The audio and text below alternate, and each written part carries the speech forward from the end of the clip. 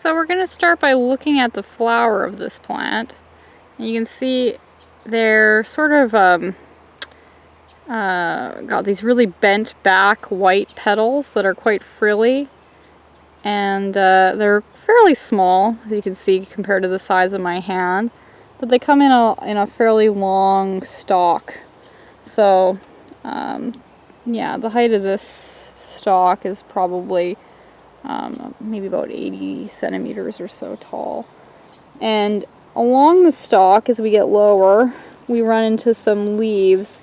They're kind of sort of palmate shaped, maybe a little triangular.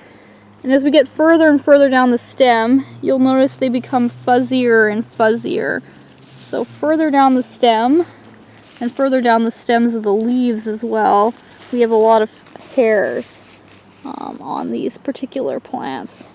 So what we're looking at here is a Fringecup, Tellima grandiflora, and they can be quite hard to tell apart from a piggyback plant at this time of year. So along the trail here we have a bunch of Fringecup, and then on the opposite side of the trail here we have a bunch of piggyback plants. So here's a piggyback plant, and you can see the flowers are very different. They're sort of more like little orchids, but the leaves look very, very similar.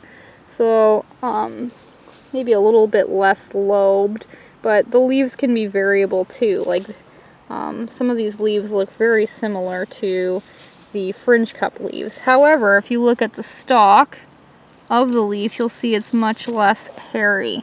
So that's one way you can tell them apart if you don't have the leaves, is look at the fuzziness of the leaf stalks. So yeah, make sure to look at different traits like that, because sometimes the leaf shape itself is not overly helpful.